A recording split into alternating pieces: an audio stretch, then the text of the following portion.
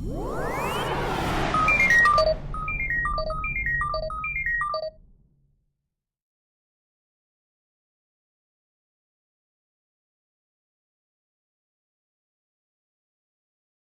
to my world. Won't you come on in? Hello everybody, it's Michele Marie Dalene. Welcome back. In the last episode, we talked about video formats and how to begin deciding how to do a video on public access. But today we're going to talk about something that also could be useful for YouTube. If you're starting out with YouTube videos, Facebook videos, any other video streams, and you probably might want to watch this video, although this is going to be pretty simple video because we do have only a small budget. Now, some of the bigger guys got more money than me and can talk about more fancy equipment. But we're talking about from a shoestring. And the most common shoestring of all is either a camcorder, say using mini DV, DVD, VHS, or maybe even Super VHS. Okay, I don't have one of those here to show you. But obviously a camcorder has to import the video from it to the computer, which means that we need to discuss the concept of getting the video from the camcorder to the system. Today, most people use their smartphones to do video entry. And let's be honest, they're portable. The light, this happens to be 3GS, by the way. This happens to be my phone, personal phone here. It's light, it's portable, it's got a camera on it. It's a little bit better than, it's about 640 by 480 in video resolution, which means it's VGA resolution on NTSC, and it's not really the most stupendous picture in the world. However, this will get you going. And we're going to show you a video of the second camera right now. So this is the one of the main camera and the main key light. So, because that's will be another thing we need to discuss as well, is lighting. I'll show you the main camera that we've been using for our videos. As this is the one that we're using to do the video, so obviously I can't show it to you on camera with the other camera. So this is being shot with my iPhone. Let me describe it to you really quickly. We've talked about it before in the past.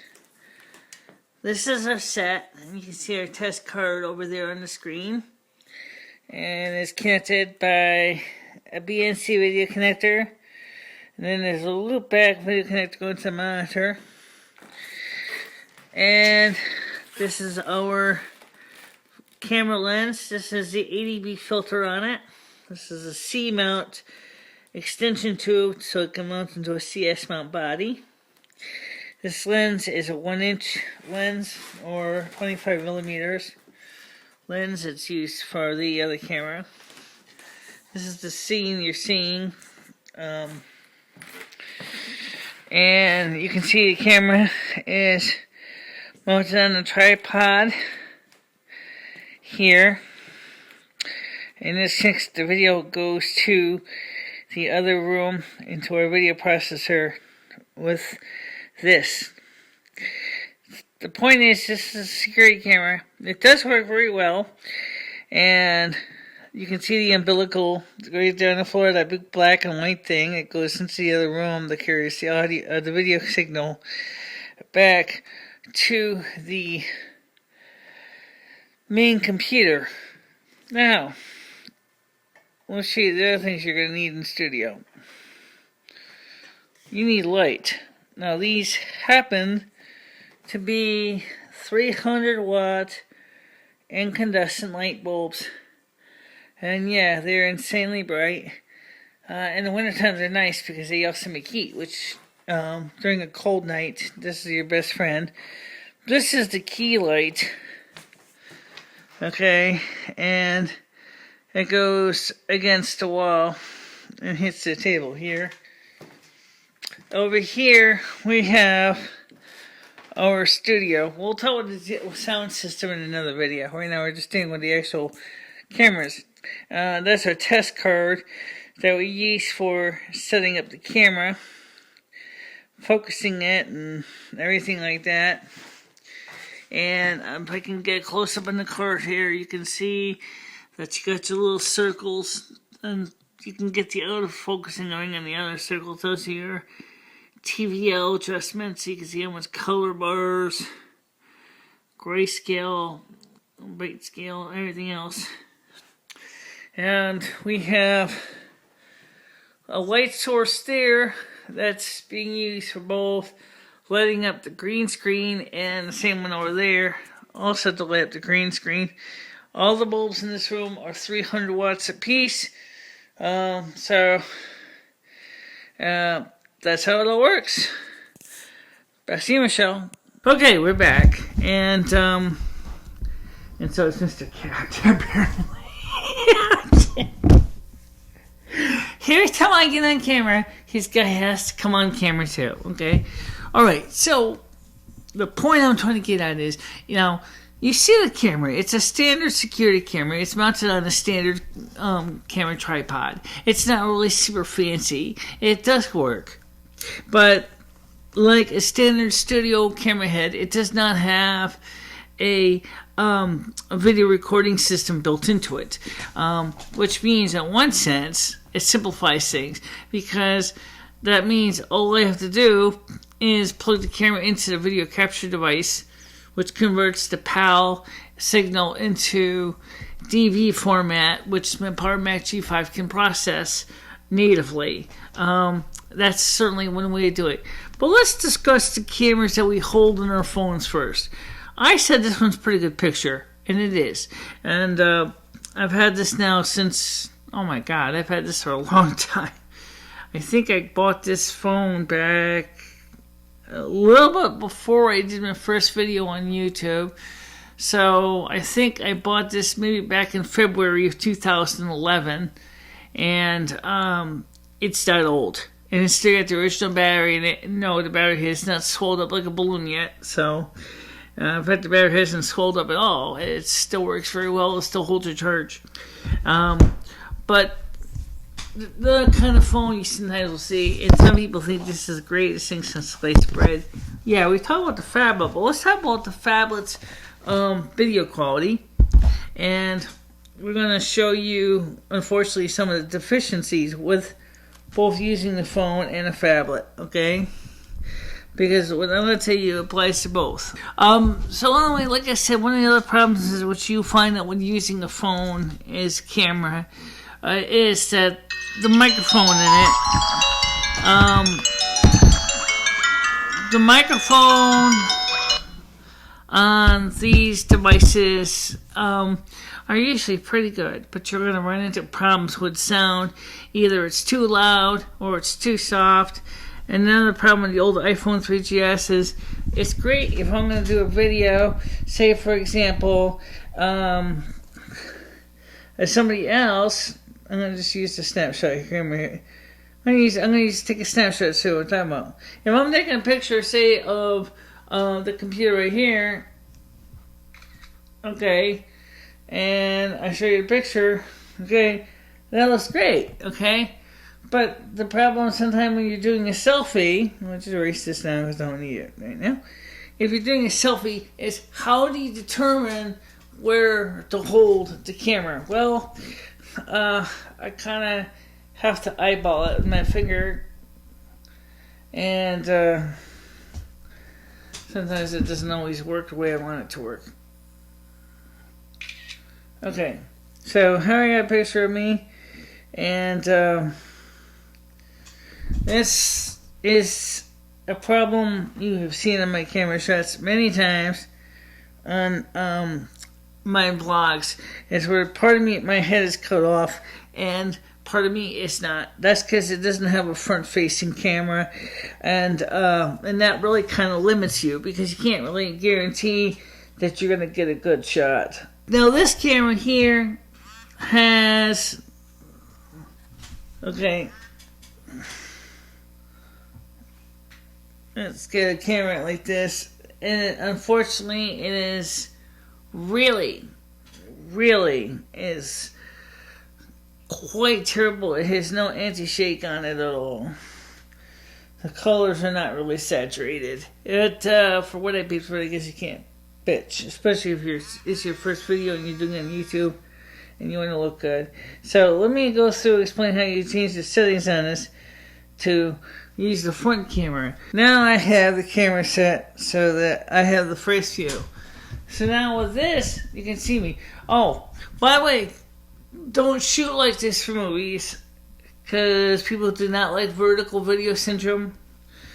Almost all television shots are in landscape.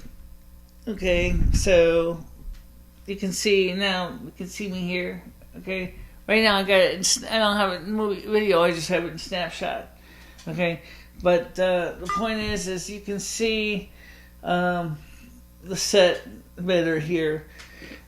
It's not a bad camera. It's actually pretty good. So now you have two cameras, and let's talk about something that I briefly discussed in the other video, the color chart or test card. It's not a very expensive device, and if your camera is not in autofocus, or even if it is, you might want to have one of these anyway, because this will work great with your lighting. This card is old. I have a new one. I have one that's brand new. I got two of these, so they're both the same. But you can see. Let's focus on what this card does. Number one, you got your grayscale indications below. This tells you things like how dark is darkest and how white is the whitest. You have your focus, or your, you can use this as focusing. That's what I do. I use these circles to focus in as best I can.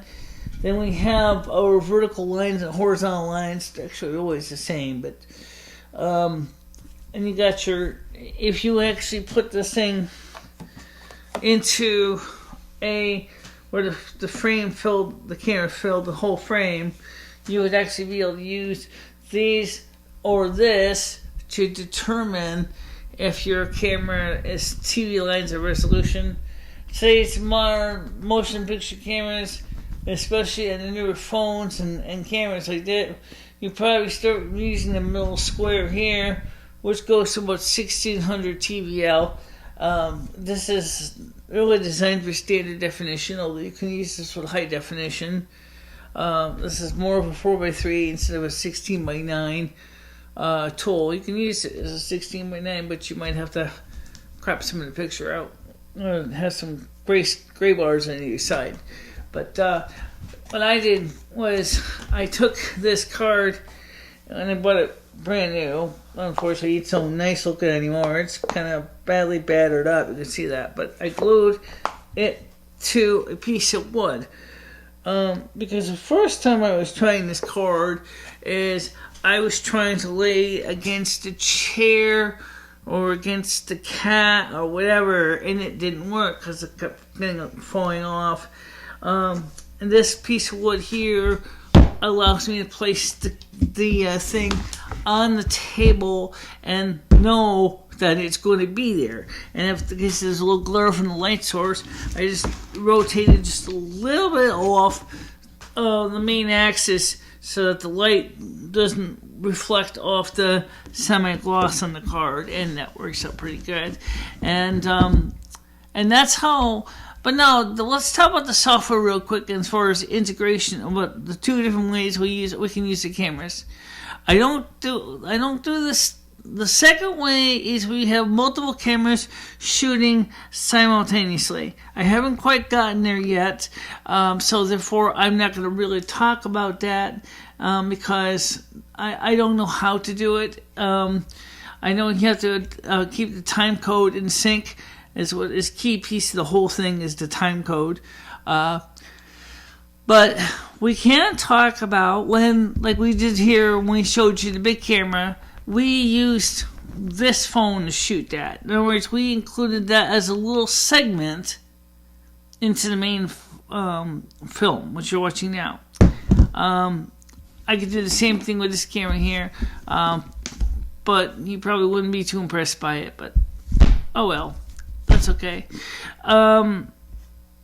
There's a lot of new stuff out there on the computer industry that they're always coming up with. So they're always coming up with new ideas for new products. And it's definitely an area where especially beginning people get really, really kind of overwhelmed or worked out, freaking out over trying to buy the top of the line and the most expensive and most powerful tools. Let me tell you a secret. A nice tool is certainly a help, but if you don't know how to use that tool, and then all of a sudden, since you have no idea, let's say for example, all you know how to use is a point and shoot, or using your phone for camera, going out there and spending your money buying some super deluxe camcorder for commercial video is not going to help you make your picture any better. Okay, it's simple enough. It's just, you can throw money away. Tried neat, yeah. Anyway, you can throw your money away, on all kinds of fancy equipment. I mean, yeah, the video store would love you, Oh, so you want to buy the fancy 3 CCD camera with prismatic finder and that can shoot up to 175 frames per second and 1080p? Oh yeah, sure, I'll sell it to you for about $5,000. But then you get it home and then you say, oh, I forgot to tell you, you need to buy a sync generator too. Oh, gee, that's going to be extra. Oh, yeah, you're going to need to buy a viewfinder too. That's separate too. Then you say, well, where's the lenses? Oh, I'm sorry, I didn't see you wanted the lens. The lens is optional. Basically you're buying a professional grade Ikami camera, which is designed for a video studio, and guess what? All of a sudden your wife's ready to brain you because you just drained the whole bank account and you didn't get anything out of it. So I'm going to suggest something right now, especially for beginning and also for most programming, even in Cable 13. Most public access channels have equipment available for you to use. You do not need to buy gear if you're doing public access shoot. Okay? You do not need to buy gear. Okay? If you want your own equipment, that's great. I mean, I got my own equipment, but even my equipment, especially this, my iPhone, is the only mobile phone I got. I use this camera. I can use the phablet too, but the phablet has really poor anti-shake in it, and it's not really that great of a picture, but oh well, it's there. If that's what you got, that's fine. Another thing too, if you're going to be sending a video up, is you can improve the video by taking the video clips and using a software program that will help you to clean up any deficiencies in the picture. Okay? Every time you do a picture and you get in a video and it's just not that good, clean it up. It's easy enough to do, right? Anyway, but okay, so you're going to use your iPhone, you're going to use your phablet, you're going to use whatever. Okay, now you got the pictures. Now you got to get them into your software. Now, if you're using an iPhone, you import your video using iPhoto. In your iPhoto, on your iPhone, importing video is easy. Then you copy the video that you imported. If you're using iMovie 8, okay, that already accesses your iPhoto's video library. Okay, so which means there's no need to copy it into a different folder. You already have a copy of it. If you're using iMovie 6, which was before iMovie 8, I don't know if it does, iPhoto doesn't copy it, and maybe it does, I don't know. Okay, but you're going to definitely need, probably would recommend to copy it to your work folder where you do your videos. And that it will save the file. It has the name of IMG underscore, and then it has a number. And that says on the end, MOV. Okay, that's a QuickTime movie. And then you can go ahead and import that MOV into iMovie 6, iMovie 8, Final Cut Express. Okay, it doesn't do RAW, so you're SOL. Okay, and it's only 640 by 480 anyway, so don't expect to look like $1 million because it won't. Also, once you're done importing it, you might want to delete it off your phone, only if it'll give you room for more video. Sometimes I've had my phone do a lot of video, and I noticed that one of the biggest problems with the iPhone is the resolution on the iPhone 3GS, as I said, is only 640 by 480. It's not really that great. It's not an InPAL, it's an NTSC, and it's 30 frames per second. However, if you do want to kind of skip the middleman of going through iPhoto, or maybe you're using a phone that does not, some Android phones, for example, do not necessarily integrate very good with the Mac. This phablet, even if it did not have a bulked USB port, probably would be one of those phones that would not really work very well, because Android is more of Windows friendly than Mac friendly. Video input is going to be an issue that is machine specific. Most people, you can buy, especially if you get USB 2.0 on your machine, I do, you have the power of using a composite to USB input device that usually they're called driverless. For QuickTime for the Mac makes a lot of sense. Here's the problem. Almost all of them are 640 by 480, which means that for me to import my camera in 640 by 480 means I'm going to lose quality picture. And frankly, kiddo, I'm not in the mood to lose picture quality. So you definitely might want to consider spending more money and buying a more advanced video capture device if you want the highest quality.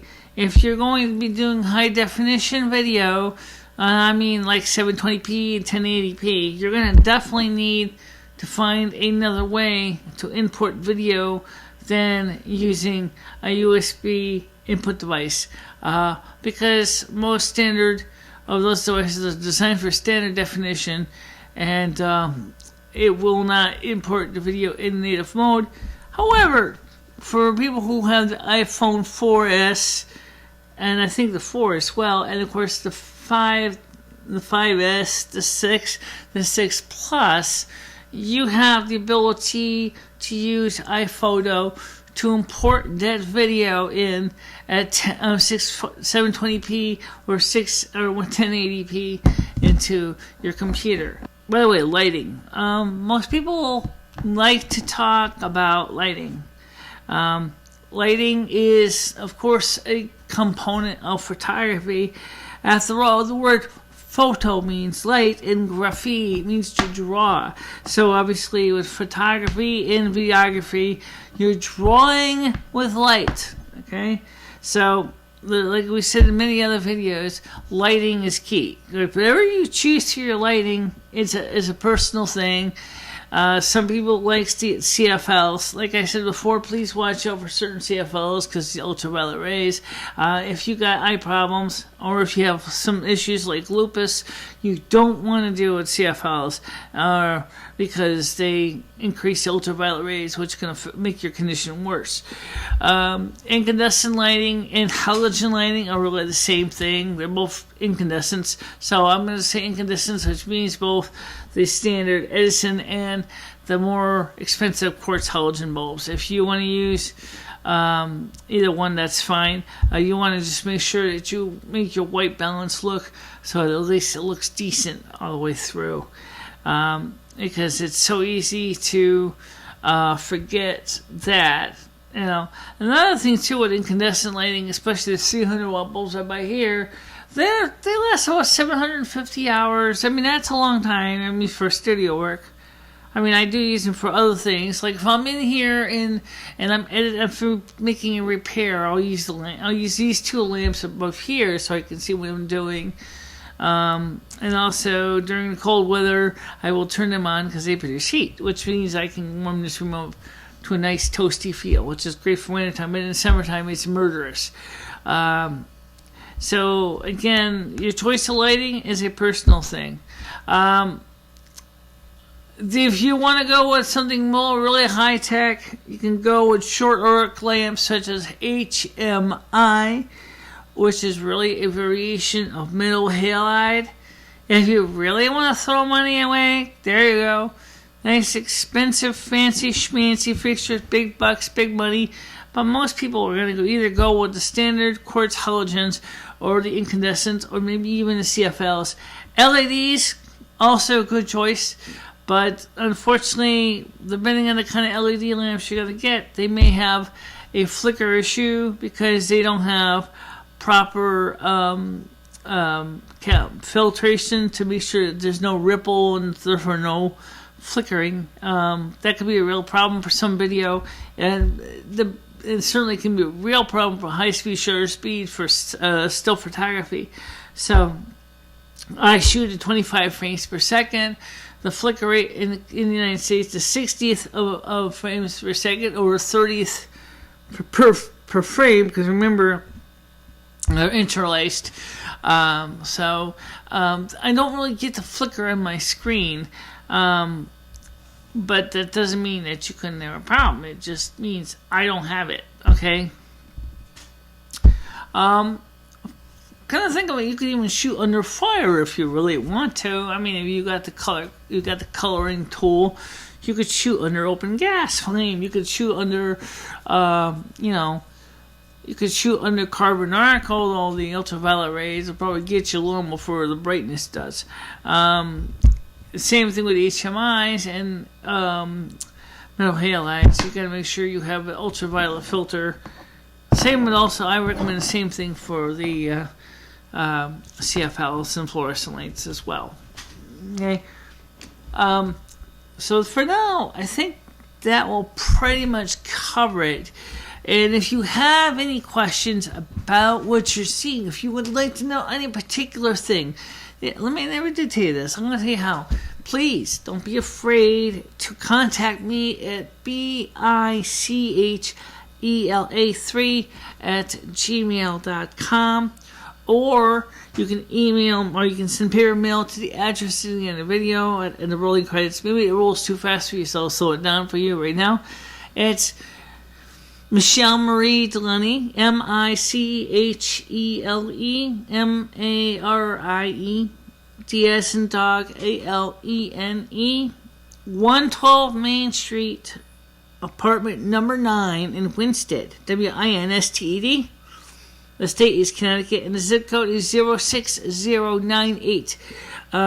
If you want a response, please include a self-addressed stamped envelope, and I will get back to you, and I will reply to you as soon as I can. And if you ever would like to arrange to come here to the Snow Queen Palace and take a look at it yourself, well, we can do that too. Just make sure to put a request in, and if you have a phone number, we can call. I can call you back. We can schedule a day. You can come in. Maybe you can do an interview with me on camera. How do you like that? Get a chance to ask me questions, and I get a chance to ask you questions. Sounds like a good deal to me. And don't forget, I will talk to you soon. But for now, don't be afraid to experiment. Even if the camera you have is nothing more than maybe your phone, and it's fine. Use what you can use. It's okay. No one's expecting you to be Hollywood here. I mean, if you got that kind of gear, fine. You already know what you got, But the point is any equipment you got is your tool into making good video. So, for the time being, I will talk to you soon. Bye-bye, everybody.